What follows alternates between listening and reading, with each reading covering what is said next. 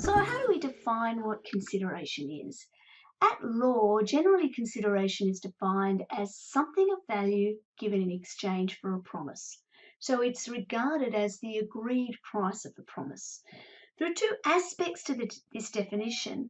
So we call it the benefit or detriment requirement. So there's either a benefit flowing to one party or a detriment suffered by the other, and the bargain requirement. So the benefit or detriment is given in return for the promise made.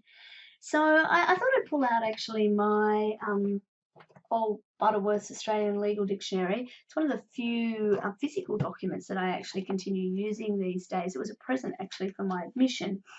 So it defines consideration as the price, detriment, or forbearance given as value for the promise. So, in exchange for somebody making a promise that you wish to have made binding, an offeree must pay a price, suffer a detriment, or give something up, forbear something as value for that promise. And those words come from Dunlop and Pneumatic Tyre Company in Selfridge, one of the cases that you were asked to read. Definition goes on and works through a number of the provisions that we're going to talk about. But I'm really doing as much as anything to remind you, your dictionary is a really sensational starting out resource for when you're researching and trying to understand what you do, even though they do get old and out of date sometimes.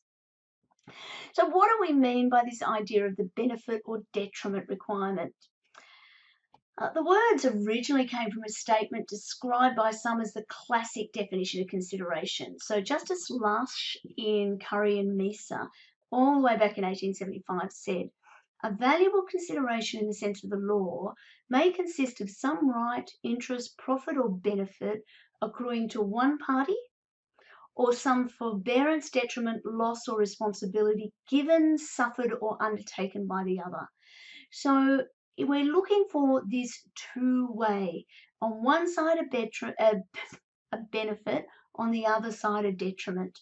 So promises either need to confer a benefit, usually but not necessarily on the promisor, or give rise to a legal detriment, giving something up or undertaking some kind of obligation. It requires the promisee, so the person who is getting the benefit of a promise, to be worse off.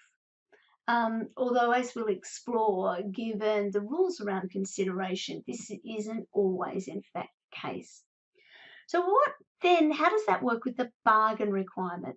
So the bargain requirement is this idea that the act or the forbearance of one party or in exchange for the promise of the other is a price. They need to be linked, that the promise that is made by one party needs to be linked to the consideration made by the other. And I always come back to this as thinking in a traditional, simple, bilateral contractual arrangement. Both parties make promises and both parties receive the benefit of the bargain otherwise, or as a consequence. So it's not enough for a promise to be made and then for that to make the other promise binding. The promise that is made must be in exchange for the promise that is being made by the other party. So the act relied on as consideration must be performed as the agreed price of the promise. Confusing language, I know, but stick with it, read the cases, and I'm sure you'll understand what we're talking about. So one of the key Australian cases here, we'll come back to a couple of times, but is the Australian Woollen Mills case. So that was a case that involved the Commonwealth Government announcing a kind of subsidy that would be paid to manufacturers who purchased Australian wool and used it locally. So Australian Woolen Mills, over a period of years, purchased a whole heap of wool on the faith of the promise that had been made, and it actually received some subsidy payments. But later the Commonwealth Government said, we're not going to pay those subsidies anymore. And AWM went to them in contract law and said, hang on a minute, we did stuff. We acted in a way that you wanted us to act. in consideration of the promises you made to us. You made a promise that you would pay this subsidy. We did everything we needed to do to receive the subsidy. You've got a contractual obligation to pay it. So what do we think about that? Essentially, the case is really instructive. It asks us to look at what the offer was, whether there was an acceptance of that offer, whether consideration was paid or payable or identifiable in connection with the transaction that Australian Woollen Mills is claiming was claiming is a contract. And then the issue in this context is how we determine whether the consideration was in fact given. And we need to look for this case at the test that the court used.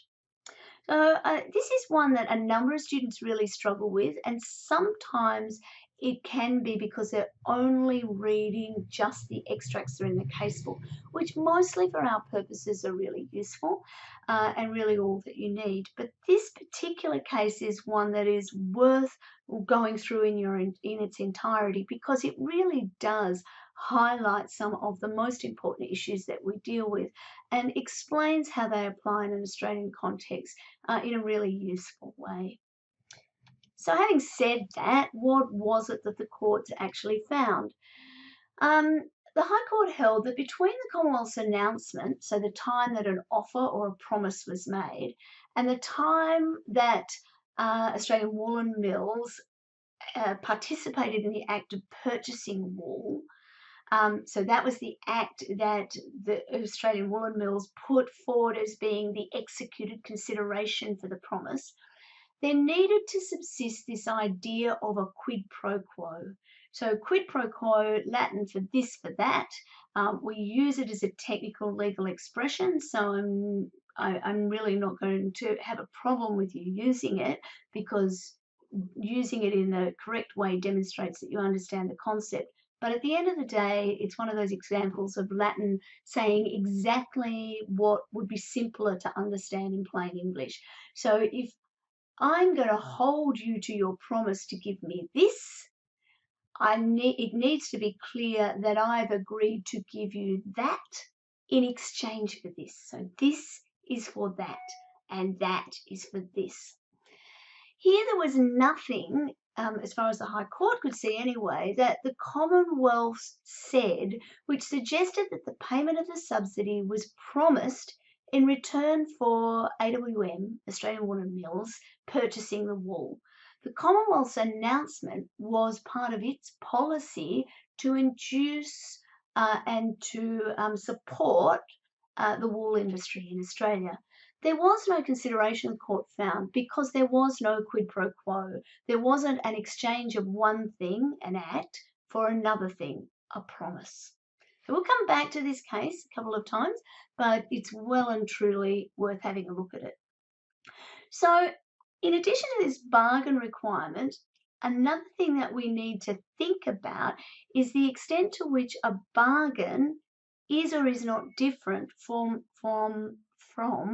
an act that is done in reliance on a promise.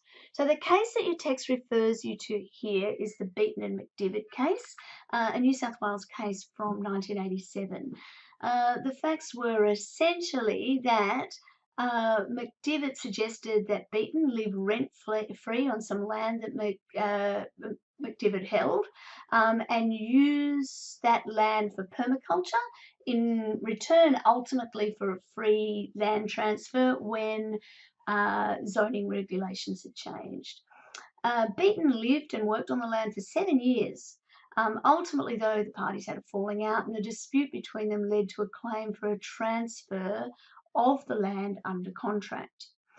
And ultimately, the majority of the New South Wales Court of Appeal found that Beaton had no right to require the transfer of the land.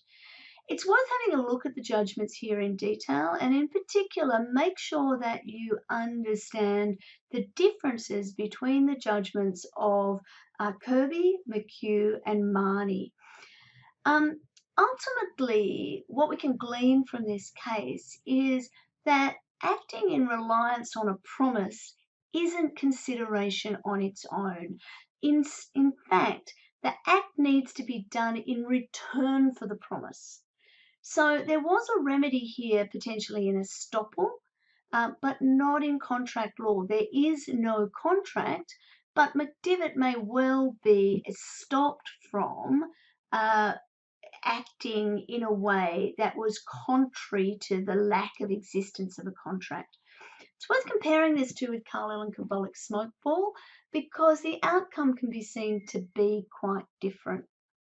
So going back now to our mind map, so let's assume that we don't have an issue, a deed, so we do need to make the inquiry.